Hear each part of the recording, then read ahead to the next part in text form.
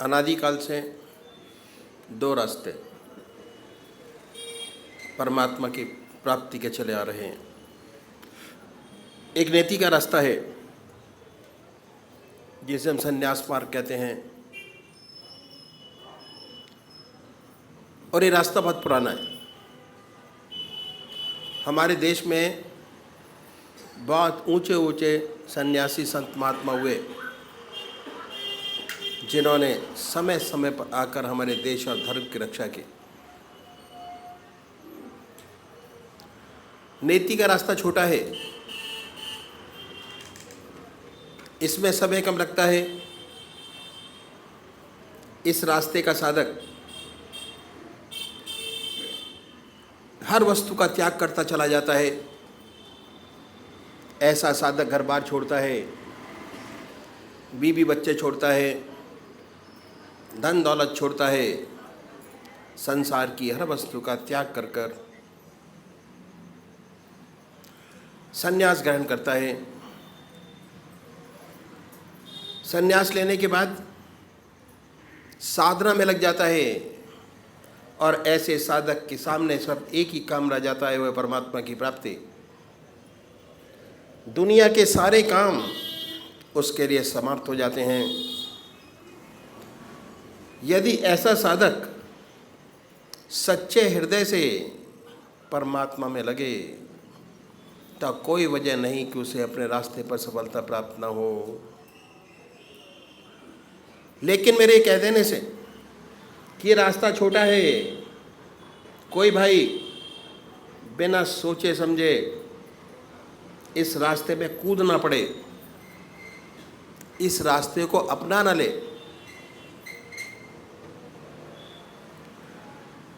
इस रास्ते की कठिनाइयां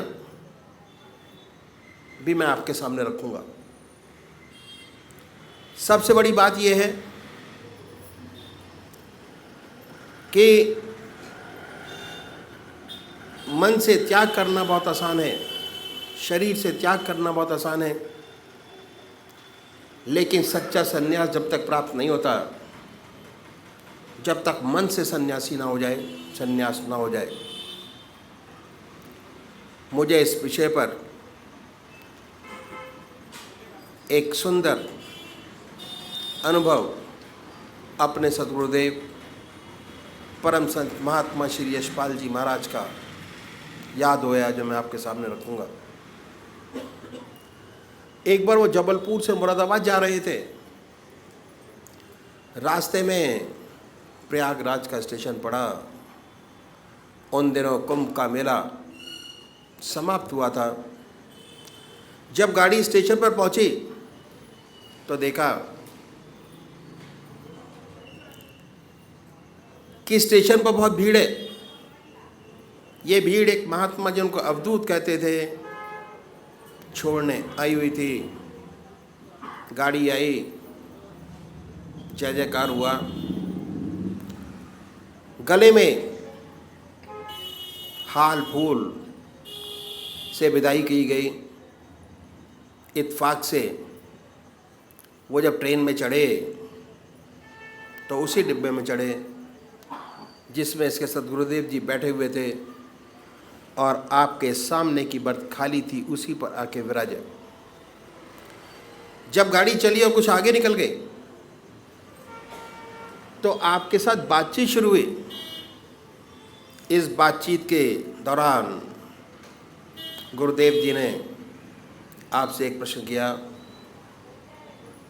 और वो ये था कि आपको सन्यास ले कितना समय हो गया।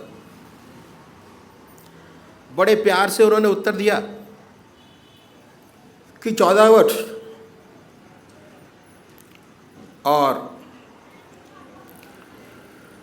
उसके बाद जब ये उत्तर मिला तो आपका दूसरा प्रश्न था कि जब सन्यास लिया आपने तो आप गृहस्थी थे या सन्यासी। उत्तर दिया बड़े प्यार से उन्होंने कि मैं गृहस्थी था, और मेरे स्त्री और 2 बच्चे थे। गांव में खेती बाड़ी थी, पशु धन था। बातचीत होती रही।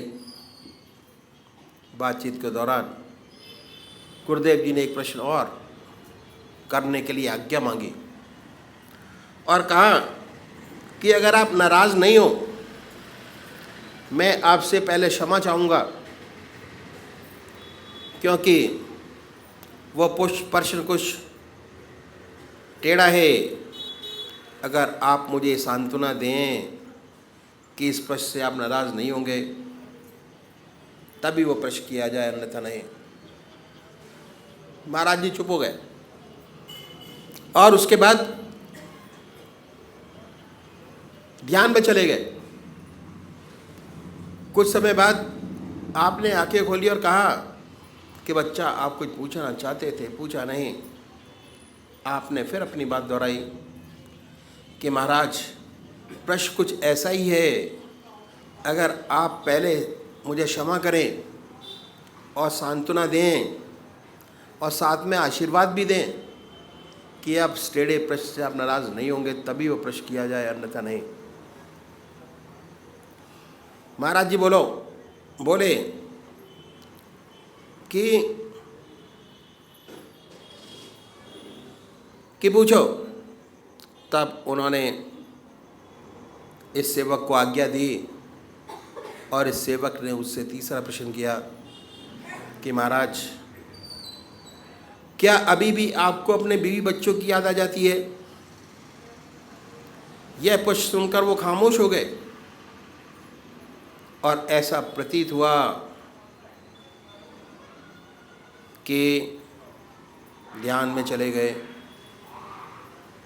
कुछ देर बाद आपने आंखें खोली और कहने लगे कि बच्चा, सत्य यही है कि मुझे आज भी अपने बीवी बच्चों की याद आ जाती है, और ख़ासतर उस समय जब मैं अपने गांव के पास से निकल जाता हूँ, जहाँ का मैं रहने वाला हूँ, तो ये याद बिल्कुल ताज़ा हो जाती है कि मेरी बीवी, ये मेरे बच्चे, ये मेरा खेत, ये मेरा मकान, और अब बच्चे बड़े हो गए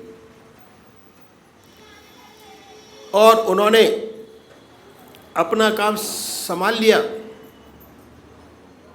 गुरुदेव जी ने आपके चरण छुए, वाकई में बहुत ऊंचे महात्मा थे, अवधूत थे, कोई शक नहीं।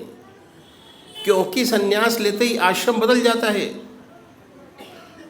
न उसका संन्यास के अपने नियम है, न उसका कोई बीवी, न बच्चा, न खेत, न मकान, शरीर से त्याग हो गया। लेकिन 14 साल के बाद भी उसके मन से ये भावना नहीं गई। त्याग करने में बड़ा समय लगता है। दूसरी बात और भी है कि त्याग का बड़ा अहंकार होता है। हम गृहस्थी लोग कभी कभी संसार से दुखी हो जाते हैं और अपना दुखड़ा सन्यासियों के पास जाकर कहते हैं कि महाराज, हम दुखी हैं, मन में शांति नहीं, चैन नहीं, कोई उपाय बतलाइए जिससे मन को शांति मिले, मन को आनंद मिले, मन को चैन मिले। ऐसी बात नहीं, कहते हैं कि ईश्वर को याद करो, परमात्मा का ध्यान करो, इसी से सच्चा सुख और शांति प्राप्त होगी। और हम गृहस्थी लोग करते भी हैं, लेकिन हो नहीं पाता। जब नहीं हो पाता तो फिर जाके कहते हैं कि महाराज होता नहीं। कोशिश तो बहुत करते हैं, बहुत अभ्यास किया, बहुत पूजा पाठ किया, पर मन में शांति प्राप्त नहीं होती। तो कहते हैं कि सुनने में आता है कि भाई ये रास्ता तो त्याग का रास्ता है, संन्यास का रास्ता है। आप तो गृहस्थी हो, तो सन्यासियों में शुरू से भावना हृदय में जागृत हो जाती है कि हम सर्वसाधारण मनुष्य से कुछ अलग है, रहन सहन भी अलग हो जाता है, भेदभाव हो जाता है, उससे सूक्ष्म अहंकार अंदर अंदर पैदा हो जाता है। संन्यास के अपने नियम हैं, कठोर तपस्या, ब्रह्मचर्य, आसन की सिद्धि, प्राणायाम। बहुत से लोगों से तो ये बनता नहीं, और जिनसे बनता है वह कठोरता से अपने मन को साधते हैं। इस अभ्यास में दबाव रहता है, और दबाव के कारण बहुत सी रिद्धियाँ सिद्धियाँ प्राप्त हो जाती हैं। तो ऐसे महात्मा संसार में आते हैं संसार की सेवा करने के लिए, लेकिन उनके काम, क्रोध, लोभ, मोह, अहंकार ये रास्ते के दुश्मन हैं। इस रास्ते के समूल नष्ट नहीं हुए रहते, सुप्त हो गए होते हैं, दब गए होते हैं। अभ्यास के प्रेशर से ऐसा मालूम होता है कि इन पर काबू हो गया, वास्तव में हुआ नहीं होता। तो जब संसार में आते हैं संसार की सेवा करने के लिए, तो बहुत कुछ बातें सुनाई पड़ती हैं। तो वजह यही है कि जब तक परमात्मा की सच्ची प्राप्ति नहीं हो जाती, तब तक काम, क्रोध, लोभ, मोह और अहंकार से छुटकारा नहीं मिलता। जिन्हें परमात्मा की प्राप्ति हो जाती है, उनका इन पर नियंत्रण हो जाता है, ये उनके मित्र बन जाते हैं। ऐसा कोई उच्च कोटि का विरला होता है, और जो ऐसा होता है वह संसार का बड़ा कल्याण करता है, संसार को उससे बड़ा लाभ होता है। तो इस अभ्यास में दबाव शुरू से ही शामिल है। यदि आप किसी स्प्रिंग को दबा कर रखें, जब तक आप दबा है, जहाँ हाथ से छूटा कहीं पर भी मार कर सकता है, माथे पर लग जाए, मुंह पर लग जाए, बिल्कुल यही दशा होती है। इस अभ्यास में शुरू से ही दबाव है, और हर दबाव की प्रतिक्रिया साथ साथ सामने आ जाती है। ये सारी बातें हैं।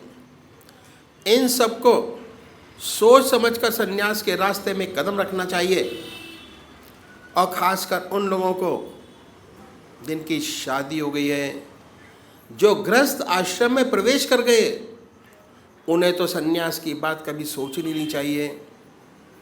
करोड़ पीछे एक दो नज़र आते हैं, जैसे महात्मा बुद्ध, जो संसार छोड़कर चले गए, ईश्वर को प्राप्त किया। लेकिन हजार पीछे 999 व्यक्ति असफल रहते हैं, ना उनकी दुनिया रहती है ना दीन। ऐसी बहुत सी घटनाएं सेवक के सामने आई, सब में असफलता, ना इधर का रहा ना उधर का।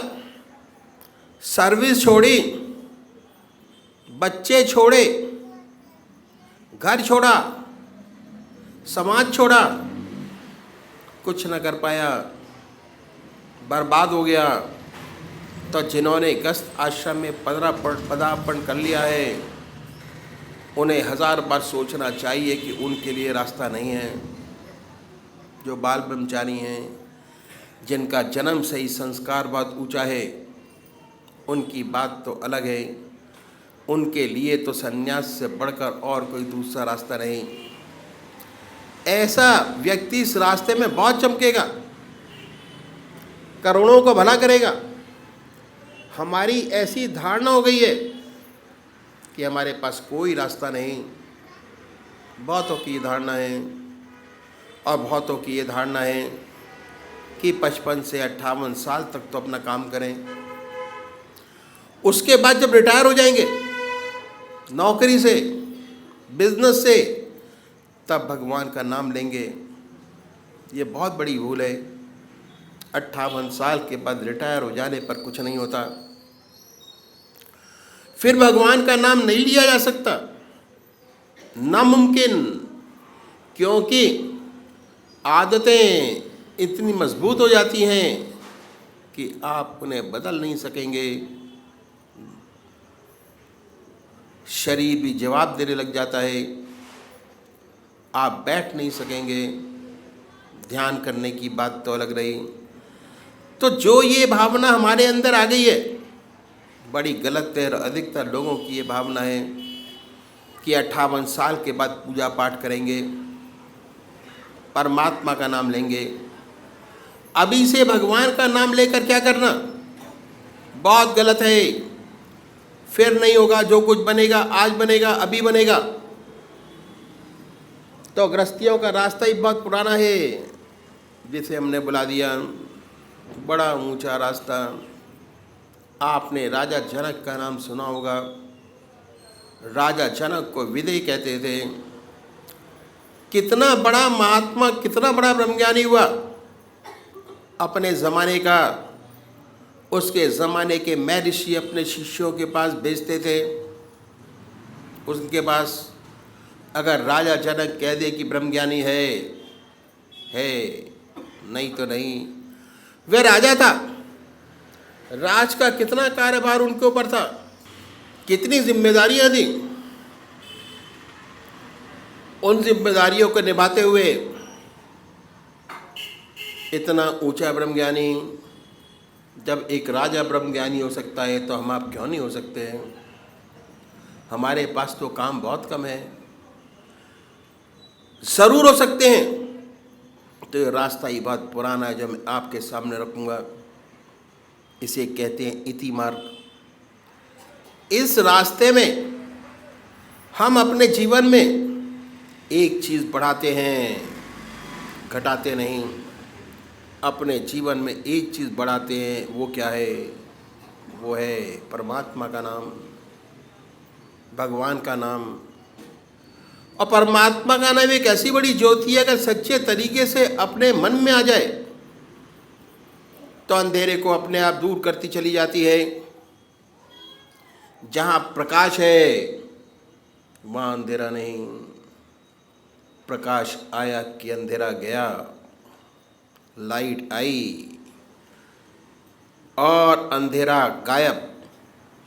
वाल्मीकि महर्षि उल्टा नाम जपते जपते महर्षि हो गए।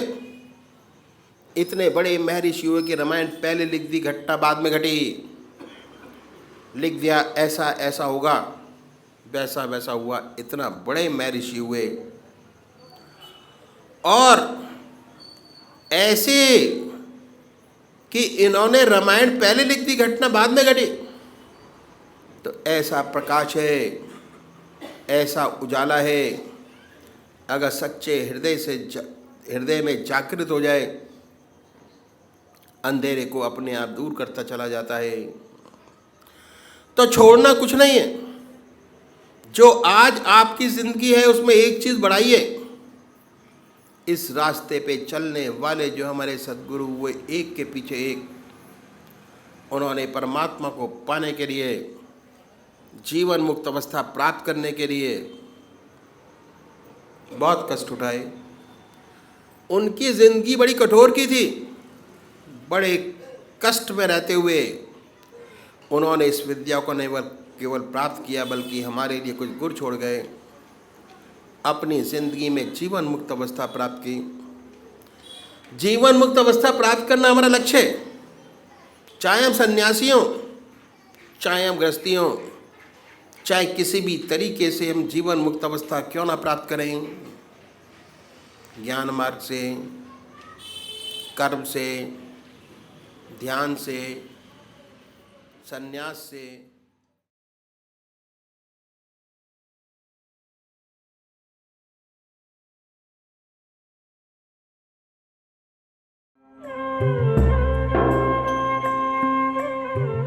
ध्यान योग के कार्यक्रम आनंद योग से निशुल्क जुड़ने के लिए संपर्क करें 9810239677।